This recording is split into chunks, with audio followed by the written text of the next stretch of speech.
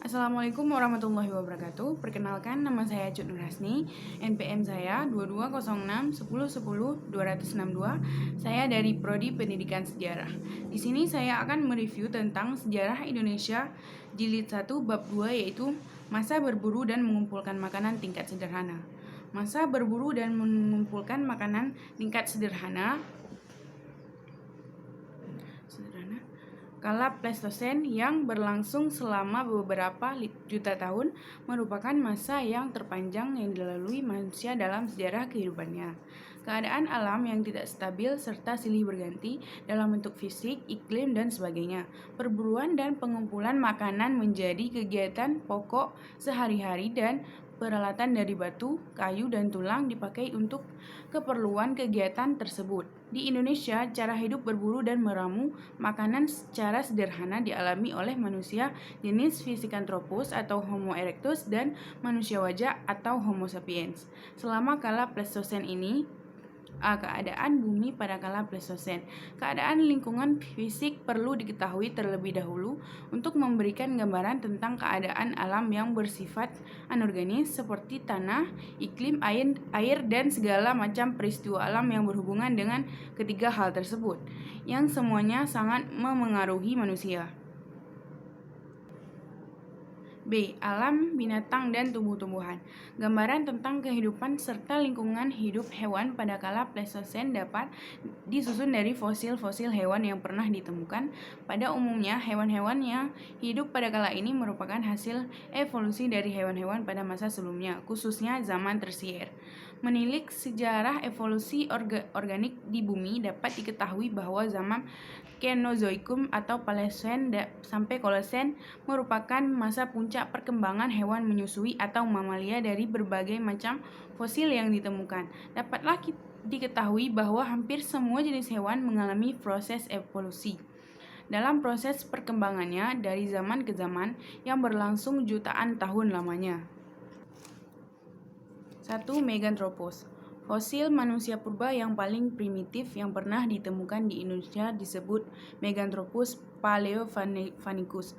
Fragmen-fragmen rahang bawah dan atas serta gigi-gigi lepas ditemukan oleh Marx pada tahun 1962 di lapisan terbawah formasi Kabuh.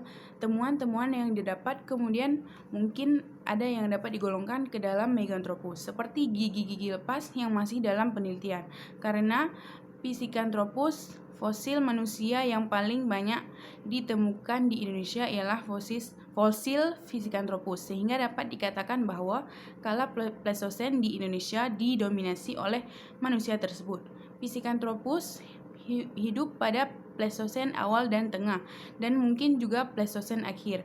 Sisa-sisanya ditemukan di Perning, Kedubru, Bus, Trinil, Sanggiran, Sambung Acan, dan Ngandong. Hidupnya mungkin di lembah-lembah atau di kaki-kaki pegunungan dekat perairan darat di Jawa Tengah dan di Jawa Timur. Sekarang Homo, fosil manusia dari genus Homo yang berasal dari kala Pleistosen di Indonesia adalah rangka wajah dan mungkin juga beberapa tulang paha dari Trinil dan tulang-tulang tengkorak dari Sanggiran.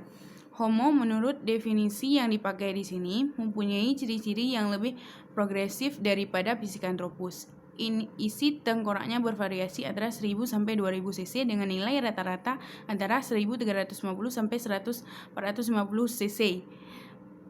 Dengan demikian pula berat badannya yaitu antara 30 sampai 150 kg. Otaknya lebih berkembang, terutama kulit otaknya, sehingga bagian terlebar tengkorak terletak tinggi di sisi tengkorak dan dahinya membulat serta tinggi. Bagian belakang tengkorak juga membulat dan tinggi. Otak kecil sudah berkembang.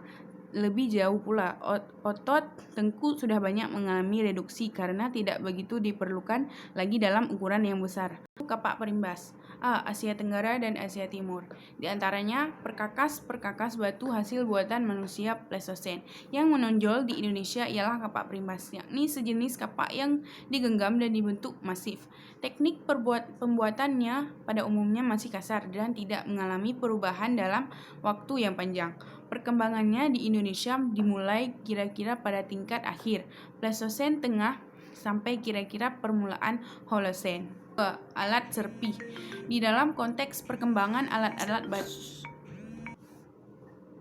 Alat-alat serpih acap kali ditemukan bersama-sama dengan kapak perimbas atau alat batu masif lainnya. Di beberapa tempat, alat serpih merupakan unsur dominan.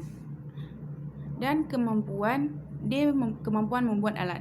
Sisa-sisa kehidupan Pleistosen menunjukkan kemampuan manusia yang terbatas dalam memanfaatkan bahan-bahan yang disediakan oleh alam sekitarnya. Alat-alat keperluan hidup dibuat dari kayu, batu, dan tulang dengan pembuatan yang sederhana, sekadar memenuhi tujuan penggunaannya. Alat-alat tadi terutama digunakan untuk pencarian dan pengolahan bahan makanan yang berupa daging, binatang, dan umbi-umbian. Perkembangan budaya masyarakat berburu. Dua hal yang sangat menentukan dalam sistem hidup berburu dan meramu ini adalah alat-alat dan api. Guna membantu kegiatan-kegiatan pokok itu diperlukan alat-alat yang ampuh. Pembuatan alat-alat dari batu, kayu, tulang, dan tanduk merupakan kegiatan tersendiri yang makin lama makin menuju ke arah penyempurnaan bentuk dan fungsi alat-alat itu. Perdarahan perkakas manusia Pleistosen pada dasarnya memperlihatkan kegunaan alat-alat untuk kegiatan perburuan dan meramu. Teknik pembuatan alat-alat bilah di Afrika, Eropa, dan Asia Kecil dengan jelas memperlihatkan kemajuan dan mempersiapkan bentuk-bentuk alat batu inti, serpih bilah, serta alat-alat dari tulang dan tanduk. 1. Kehidupan berkelompok. Manusia Pleistosen di Indonesia dari sejak Pithecanthropus sampai dengan Homo sapiens dari wajah sangat mengungkapkan diri pada kondisi alam.